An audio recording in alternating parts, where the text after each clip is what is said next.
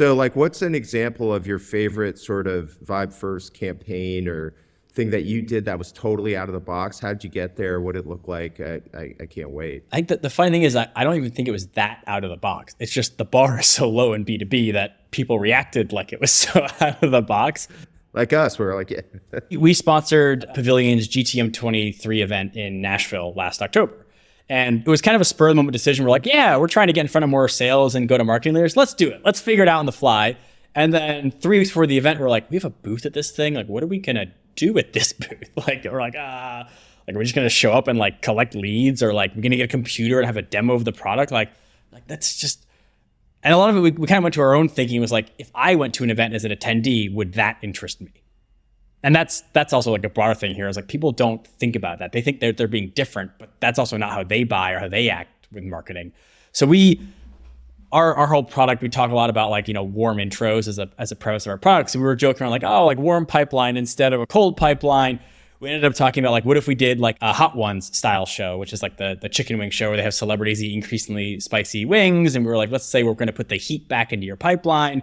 It was very much a spur of the moment idea.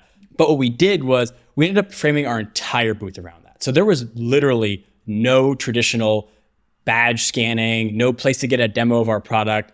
Like we actually had a professional film crew come in with 3 cameras and lights and microphones. So right out of the gate, when you walked into the exhibit hall, you're like, booth with a table on a TV, booth with a table on a TV, booth with a table, like all, and then it's like lights and cameras and microphones and like, what is going on over there? So I think that right out of the gate caught people off guard. And then the entire booth was just us filming little micro episodes of me interviewing someone as we ate 5 increasingly spicy wings. But we went all the way. We got custom hot sauce, custom bottles. It was like the warm intro sauce, the SDR tiers. I'm forgetting what the other ones were, but they were all themed. Be kidding me, man. We had the custom This is backdrop. better than I thought. We went all in on it, and that's part of it, right? Is it's like we could have had a half-assed idea, but once we had the idea, we fully committed to it. And we had, I think over the course of, it was a 2-day event. There was about 750 attendees. 2 weeks before the event, we actually put out a little mini website and kind of advertised we were going to do it because we wanted to try to get some people to pre-sign up. So we weren't just like trying to we didn't know how many people were going to do it. We had 190 people out of a 700 person event pre-signed up to want to be a guest on this live show. So Amazing. like 25% of the entire event were like, I want to come to your booth, before they even knew who we were. You have to keep in mind, we hadn't publicly launched like what Comstar is today at this point. We had no real like following. Like these are all people that were hearing about us for the first time. And like, there's so many more details I can go into, but that I think is, of our more recent examples, one of my favorites. That's brilliant. Yeah. I mean, amazing. Yeah. And just And we did it really poorly too. Like there's so many learnings on what I would do differently if I were to do it again. Yeah. Of course, yeah. But if you didn't do it, we wouldn't. None of us would know. Like, I mean, it's a great idea for all of us.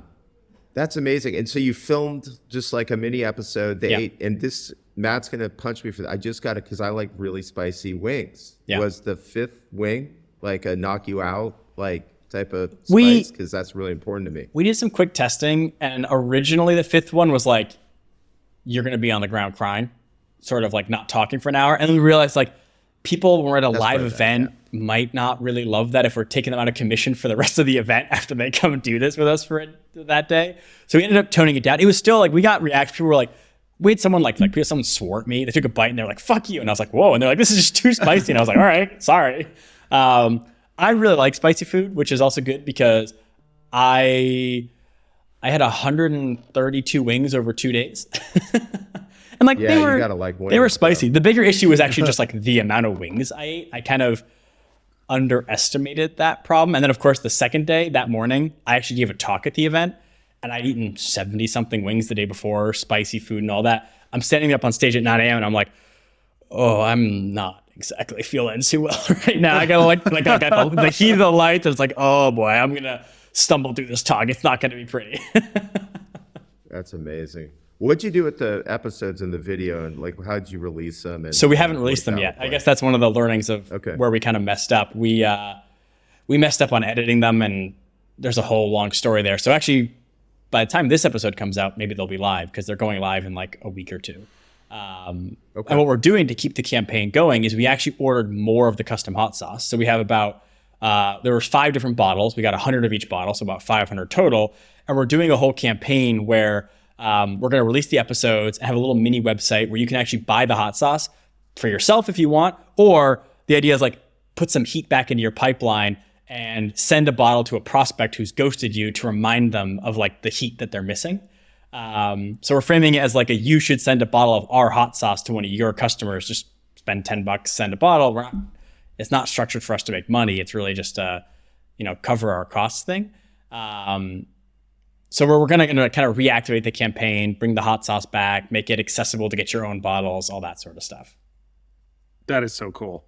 I love it when a brand has legs like that, when it transitions from being, an activation all the way through to a larger scale campaign. I think that's so cool. I got to tell you, like, when I first saw the video, I was like, this is so cool. And I was like, that's just an amazing way to run a booth at an event. But I had no idea the legs, like really well thought out. Like I get a very good sense for the vibe. Craig? There you go. Boom. There you go. There we go. Yeah.